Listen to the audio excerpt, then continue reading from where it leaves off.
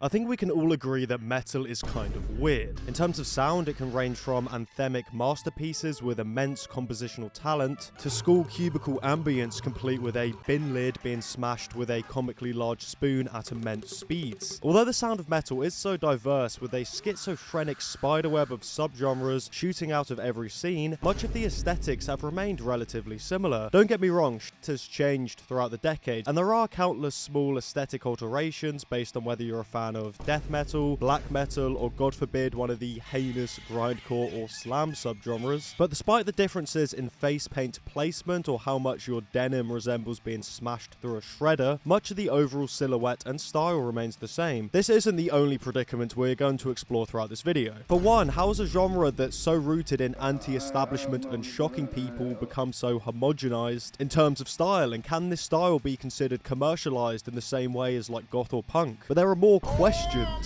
Why is there a 4-page rulebook on what we can and cannot sew onto our pungent battle jackets? And perhaps most importantly, why is every size over XL sold out for extreme metal long sleeves? Well, all that and more will be answered within this video. First, we actually have to explore where heavy metal fashion came from and how it ultimately resulted in the army of long-haired battle jacket wearing NPCs that we see today. In order to accurately explore the origins of metal fashion, we need to go much further back than those greasy motherfuckers that rose out of Birmingham. Military uniforms have long used patches, insignias, and decorations to signal their rank, achievements, or even identity. During World War II, American bomber crews would personalize their A2 leather jackets with hand-painted nose art, pin-ups, cartoon characters, and mission tallies. It was basically a battle jacket that has, actually been in battle, as opposed to just being subjected to perhaps the rankest smelling shows of all time, which I guess can be considered like a battle on the senses. This coffee's shit, by the way. Costa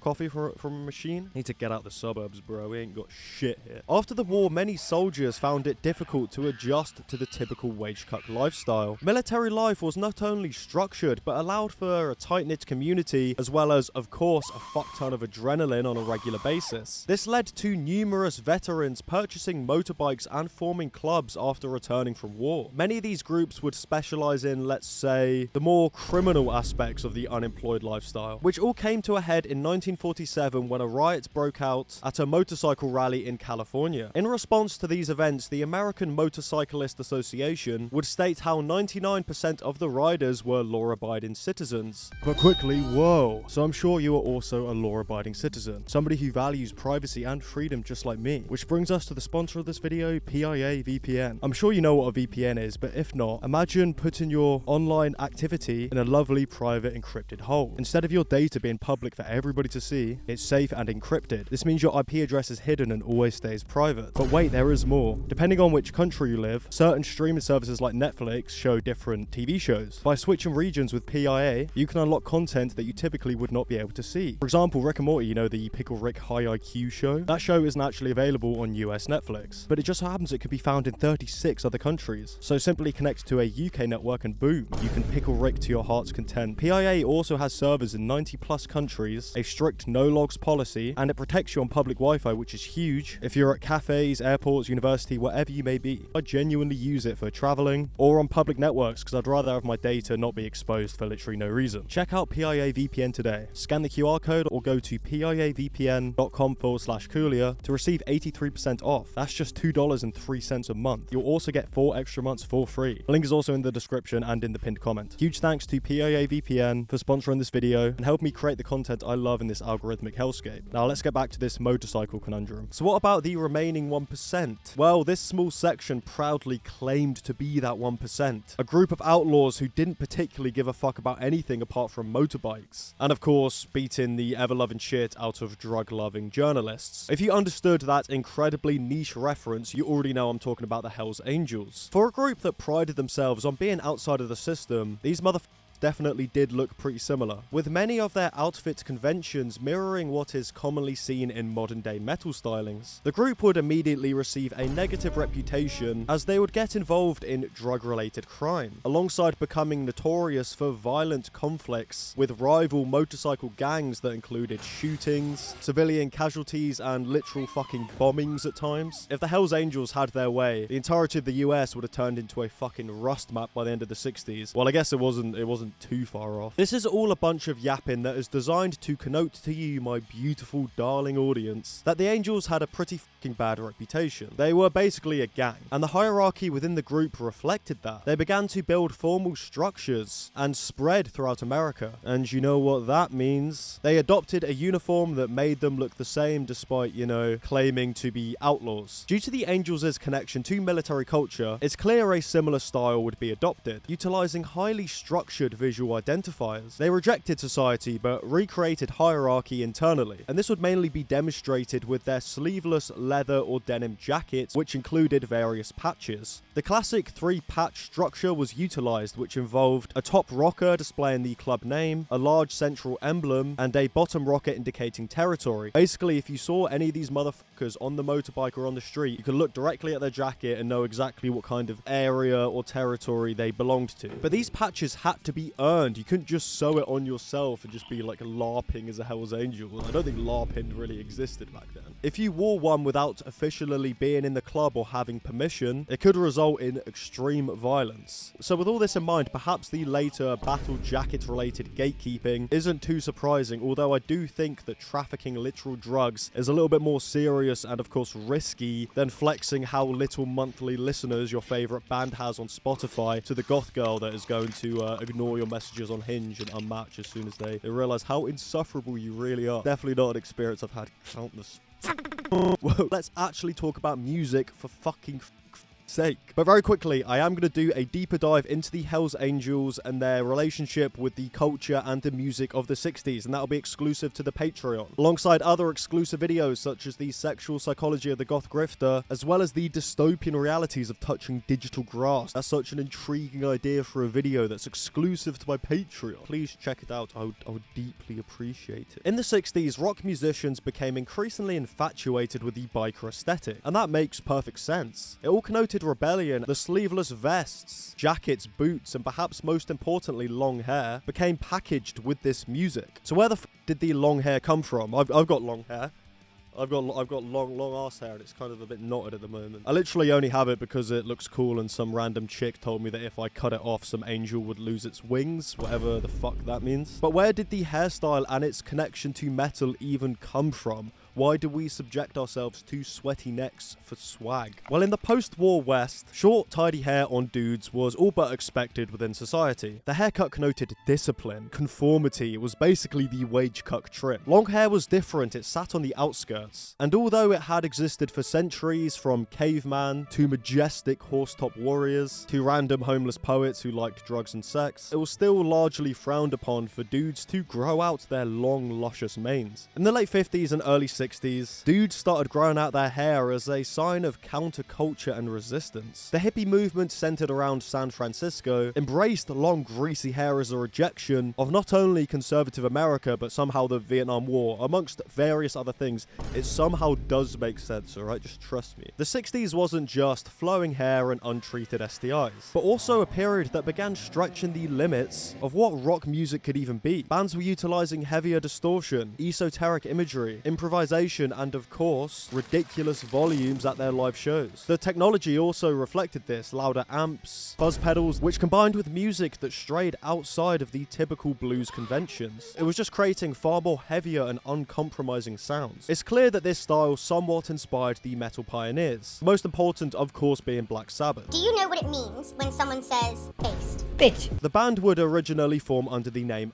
playing a more bluesy style of rock. This all changed when Tony Iommi had his fingertips nibbled off by his pet hamster named Sid, forcing the band to play a darker and heavier sound under the name Black Sabbath. Thing is, these brummy boys were not in San Francisco. They weren't surrounded by flowers, sun, and hot hippie chicks. They were in fucking Birmingham, an urban shithole with little opportunity, no hot hippie chicks in sight, just fucking smog. This inspired their themes. Sure, they had anti-war sentiment at times, but it also strayed into fear, drug use, occult imagery, and social anxiety, the realities of being on on this bitch of an earth. Understanding proto-metal's ties to psychedelia is extremely important because it explains why these bands looked the way they did. Through a modern lens, Black Sabbath doesn't particularly look metal. Well, they don't if you like strip away the fact that they're metal pioneers. If they just came out of nowhere, they wouldn't look particularly metal. They dressed relatively minimal, especially compared to what heavy metal would later become. The long hair though, this delicious greasy long hair. By this point, the hairstyle had already linked itself to counterculture, but with Sabbath it was different. The flowing locks draped over a more subdued style of dress created these brooding figures on stage, which alongside these sound and album covers created something that was far darker than what had ever been seen before, even if it did borrow a lot of elements from the wider 60s style. So Sabbath didn't invent the style, they just nudged it towards the metal direction. By the mid-70s, Motorhead was helping push metal aesthetics into something far more aggressive. Most of the hippie residue was wiped away with a grotty old sock, resulting in a harsher silhouette. Lemmy became iconic for tight black jeans, leather jackets, cowboy boots, and most importantly, a bullet belt. After the Vietnam War, military surplus became widely available, so yes, the bullet belt. But Lemmy cemented it as something heavy and aggressive within metal culture, which inspired various elements of the thrash that we will be getting to. He also utilized biker aesthetics through sleeveless leather or denim vests, also known as cuts, kutes, or cutoffs. Much like the Hells Angels of beforehand, patches, studs, and band pins became a way for fans to declare loyalty to particular sounds, a concept that would fully bloom in thrash, black, and death metal scenes throughout the 80s and 90s. In the late 70s, Judas Priest's Rob Halford emerged as one of the most iconic style icons within metal. Although he didn't publicly come out until 1998, Rob Halford was gay as fuck, and this was reflected visually. He presented sexuality through leather, studs, chains, and biker-inspired BDSM gear. It was a cultural reflection of the time. The 80s were still reeling from the AIDS crisis, alongside widespread homophobia. Halford was fearless in his embrace of fetish and biker motifs, creating something that was confrontational enough to trick all the hyper-masculine fans into missing the obvious sexual references, despite like some of the most sus lyrics in metal history. I don't know how they missed it. Fans lapped it up, likely because they completely misunderstood the subtext, but it added a few extra elements to the overarching style of heavy metal. Not too much in regards to what we're specifically talking about, but like Rob Halford is sick as fuck, so I will talk about him. So Halford introduced a few new elements. Thrash, black, and death borrowed and amplified elements of this look. Suddenly there were patches, studs, more bullet belts. It was all the same, but it was becoming more aggressive, and most importantly kind of homogenizing into a big ball of black grey clay that you can mold. That's how you get a metalhead boyfriend, by the way. If you were wondering, anybody, you get a piece of clay and then you mold it into a particular thing. You leave it under your bed and you spit on it and then put a little bit of dirt and then play like I don't know, Baby Killer by Devourment on repeat overnight, and it will morph. I will appear. What the fuck? So the idea of the battle jacket was beginning to make its way into metal, inspired by punk stylings beforehand. Although this video is about metal, it is simply a fact that the DIY aspects of the battle jacket would start in punk. In cities like London and New York, punks would rip up denim jackets, hand paint logos, whilst adding studs, safety pins, and political slogans, basically turning the garment into a rejection of mainstream fashion. This crossed over into metal due to alignments with particular bands. Hardcore punk would influence the earlier thrash metal bands such as Discharge, Metallica, and Slayer, and it could also be suggested that Motorhead was a band that blurred the line between punk and metal, especially in terms of the fanbase. So as we reached the 80s, it wasn't uncommon to see coats that were historically worn by Hells Angels members being sported by metalheads with patches that represented metal bands. But why is this? Well, there are a few things we can explore. Band logos were beginning to become incredibly distinct and had been since Sabbath. Just look at this fucking thing. Or this, it was pretty cool. And it wasn't just the logos. The album covers have become more elaborate, chock full of symbols and of course edginess. So like the Hells Angels were showing territorial allegiance, but the battle jacket metalheads are showing musical allegiance. And this is important because heavy music was beginning to splinter into so much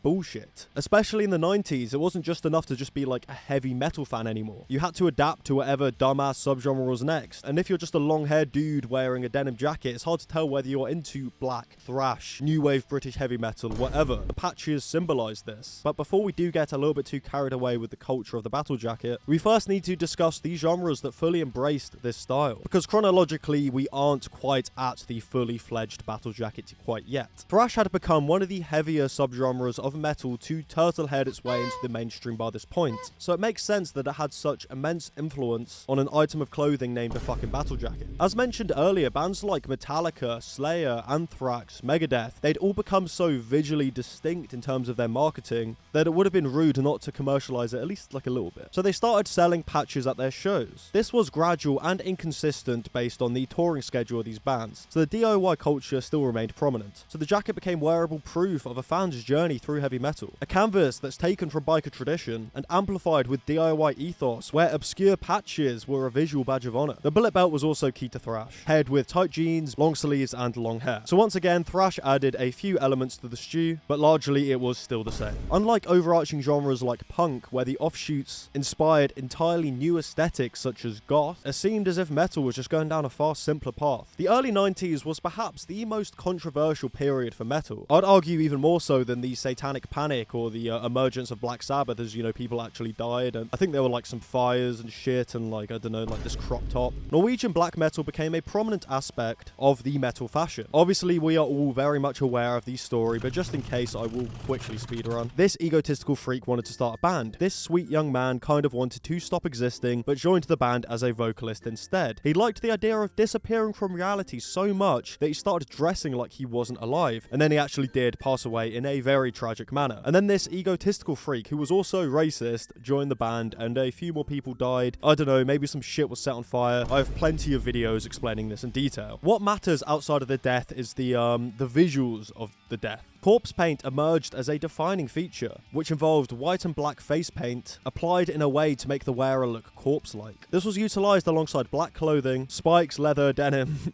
patches, and studs. So yeah, basically the same with some dumb face paint. I think you'll probably come to the conclusion on why metalheads all look the same now, but we will continue. There's just one problem here though, it's still the fucking same. Surely death metal has to evolve the style somewhat. Yeah, spoiler alert, no. Death metal emerged as a distinct extreme subgenre in the mid to late 80s. Despite the name, there was less like real sensationalized death than black metal, although the visual style would actually be far more disturbing. Bands and musicians leaned into the gory aspects, specifically with the merchandise. As every metal fan is aware, some art within the more extreme death offshoots is fucking revolting. I can't tell you how many times I've been browsing a like slam merch store website and I see a quite literal not safe for life image. This primarily started with death metal bands such as Cannibal Corpse. Shit was grotesque and only got worse as death metal became brutal death metal, became brutal slamming death metal, became slam metal. Regardless of how disgusting the image on the t-shirt was, the rest of it was relatively similar. Distressed fabrics, patches, studs, and bullet belts once again. But we can't really talk about the aesthetics of death and its many offshoots without at least mentioning the classic long sleeve, complete with an image you'd most commonly see on 4chan 10 years ago or Instagram Reels in the modern day. Oh, how this society is By this point, the formula seems pretty locked in. Battle jackets, long hair. I can't believe how many times. It's like American Psycho when he reads out all the things people are wearing. That's just what this video feels like right now. Battle jackets, long hair, bullet belts, denim or leather, patches absolutely everywhere. It's all simple enough, right? Well, this is metal, so there has to be some overcomplicated bullshit to muddy the waters. A few metal subgenres that were so stylistically unique from the formula that much of its influence spread into the mainstream as opposed to something that's like worn by metalheads. So industrial metal, this genre had begun to take shape through bands like Ministry and Godflesh. The look that formed was a stark contrast, and guess what it was? Black jeans, combat boots, and military surplus. On the surface, it sounds almost identical to the metal fashion, but in reality, it utilized countless aspects of goth and like cyber aesthetics. It goes deep into fetish wear territory, and it more so inspires like the modern day, like deeper sides of alternative than the metalhead styles. Alright, new metal. This would become one of the most recognizable metal adjacent fashion styles, drop kicking this shit straight into Hot Topic. The genre emerged with bands like Korn, who blended down-tuned metal with hip-hop rhythms. This resulted in the band wearing Adidas tracksuits and sporting dreadlocks on stage. age. As I've mentioned countless times on this channel, nu metal is weird. All the bands look and sound entirely different. Although I would argue that this resulted in a style that is unique, vast, although almost always recognizably nu metal. The genre rose alongside MTV's 90s dominance. Counterculture was a prominent force, which immediately attached metal to other styles such as skater and hip-hop. Although it is a metal subgenre, it's more accurate to claim that nu metal had greater influence upon the overarching alternative style as opposed to just metal, as the genre itself played a huge part in homogenizing the style of dress that is now known as alt. After industrial and nu metal splintered the aesthetic into different directions, the 2000s presented deviations that were a little bit quieter, albeit perhaps more significant in terms of the heavy metal themings. Metalcore would begin as a fully hardcore adjacent subgenre, although would be propelled into the mainstream with bands such as Killswitch Engage and Bring Me the Horizon, who introduced a lot more of the metal style. They utilized hardcore and emo aesthetics that evolved into skinny jeans, fitted band tees, Vans, stretched ears, and this particular haircut. Tonight would be the night that I will fall for you again. Don't make me change my mind. The mid-2000s saw the rise of gent, laid out by Meshuggah and popularized by bands like Periphery. These subgenres visually stripped things down even more, perhaps reaching aggressively normal. Just black jeans, neutral t-shirts, and the haircut that was seen as conservative within the 60s. A lot of metal bands look like this in the modern day. It's a big problem. Everybody looks fucking boring. The metalcore and gent crowds today kind of just look identical to each other unless you go into like the more hardcore style of things. It's kind of hard to give these like definitive overarching statements because people can actually just dress however the fuck they want. But yeah, they present themselves more like software engineers with pedal boards than denim-laden outcasts. Although these deviations do exist, they don't do much in dispelling the idea that all metalheads look the same. In regards to industrial and nu metal, these stylings were just thrown into the overarching stew that is alternative. You wouldn't look at it and presume a metalhead. In the case of metalcore and gent, they look different on paper, but within a particular scene, they're all just wearing skinny jeans and black t-shirts, a style that is equally applicable to finance bros than metalhead. So what even is a fucking metalhead? Like, what are we doing here? Let's lazily transition this video back to the battle jacket. An item of clothing that is more than just fabric. It's packaged with rules, and you must follow these dumbass rules to be considered a true metalhead. So these rules differ depending on where you look. So rule number 1, only metal band merch can go on a battle jacket. No punk, no symbolism, no political ethos, just metal. This can obviously get confusing because no metalhead can actually agree on what is and isn't metal. You should see my comment section. Rule 2, you can only sew on patches for bands that you have seen live. Rule 3 is an extension of that and explains that buttons are for bands that you can't actually see live because they're dead or they've broken up. Rule 4, you must sew on the patches yourself. No mum or girlfriend, and let's be honest, you don't have a girlfriend. Rule 5, you can only buy patches from the bands directly. It doesn't matter that the culture itself stemmed from DIY. These are the rules. Spend your money, ignore the history, those are the rules. Rule 6 is so unintentionally funny to me. You can never wash your battle jacket. Rule 7 is you cannot make fun of people for their battle jackets, which, I mean, if you don't wash it, I think it's fair game. Rule 8, you know the battle jacket you've spent hundreds of shekels on, not to mention countless hours. Yeah, you're not actually allowed to wear it. You can only wear it if you attend a metal show. Rule 9 is you must have knowledge of the bands on your jacket, which makes perfect sense. And finally, rule 10 pertains to just the back patch. It has to be a band that means a lot to you, which also makes sense. Like, why would you have something huge if you don't care about it? So do people follow these rules? No, not particularly. I'm sure some people do. Some of them are so ridiculously stupid and present some of the negative aspects of gatekeeping. I don't believe you should be forced to stink and only financially support the bands you've seen live. That shit pushes metal into fucking Neanderthal territory. There are aspects that seem important, however, and I'm clearly not anti-gatekeeping, far from it. I do believe you should have a baseline knowledge of the bands that you visually represent. Otherwise, there is a risk of people utilizing metal simply for a visual persona, and that isn't good for anyone. Not only do you look fucking stupid, you are actively diminishing a genre that countless people dedicate their lives to. So there is a big old elephant in the room. The idea that rules present conformity, and perhaps could be the key to answering why all metalheads look the same. Although the vast majority of these pedantic rules are ignored, there is still an ethos that pushes what patches and silhouettes are used. Regardless of whether you treat the jacket with respect or become a laughingstock on Reddit for sewing on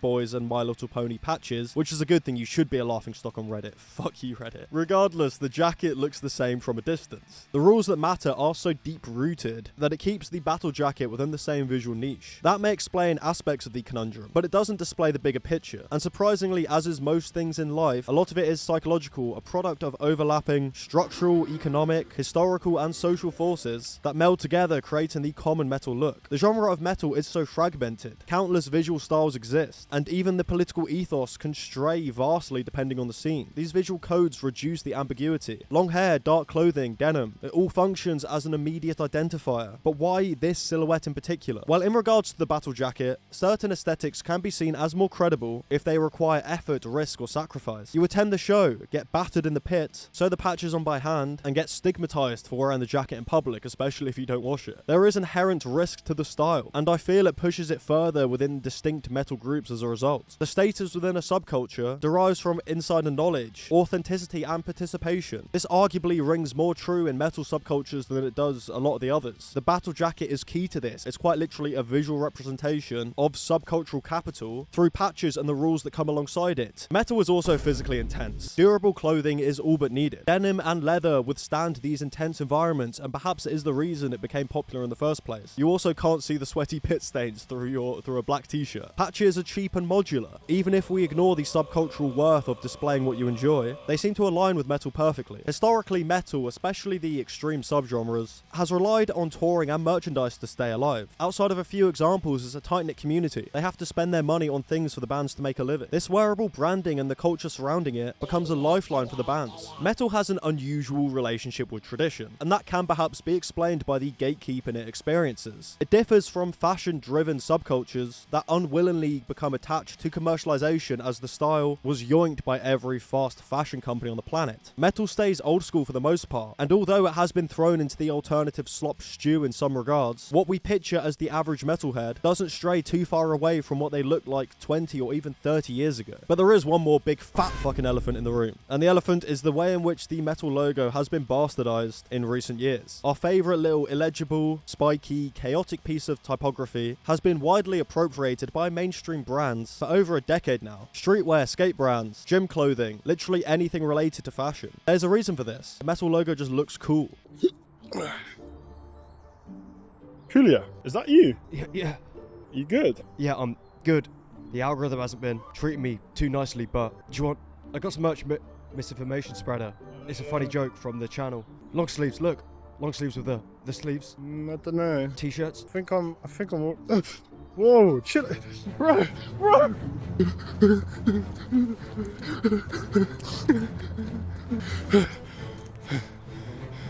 Where's he gone? My merch link in description. My merch link in description. My merch link in description. It's a powerful aesthetic that connotes an edge that these companies so deeply desire. Although this does all exist, and it is something I want to explore in a lot more detail, I don't believe it takes away from the thesis of this particular video. It's very easy to differentiate a true metalhead from a broccoli-headed dribbler who was wearing a drop-shipped compression shirt with a metal logo slapped on the front. A metalhead is still easily recognizable, despite the attempts of dilution from idiotic brands. So perhaps it isn't a lack of imagination that has created this army of battle jacket NPCs, regardless of how sensationalized the thumbnails that I spit onto this platform are. Subcultures need borders to reject grifters, and that can stem into uniforms. Uniforms then become rules, and those rules are repeated over decades to create tradition. The battle jacket, the long hair, the leather, even the unspoken patch etiquette, it all functions as visual proof in allegiance of a genre that's spat into so many different places. But perhaps it connotes one of the rare times that a subculture remained true to itself, at least in a little section of it. So yeah, wear whatever the fuck you want. Just please wash that battle jacket. Regardless of the fucking rules, you literally fucking reek. So yeah, stay schizo, move in silence, shower, put your clothes in the goddamn washing machine. And yes, once again, unless I get run over tomorrow, God forbid, I'll be seeing you in the next video. And just a quick reminder, if you care about your privacy online or want access to more streaming content outside of your country, check out Private Internet Access VPN. Use my link, piavpn.com/Coolia. It's at the top of the description and in the pinned comment. And it supports the channel and you stay protected online. Win-win. Thank you for PIA VPN for sponsoring this video.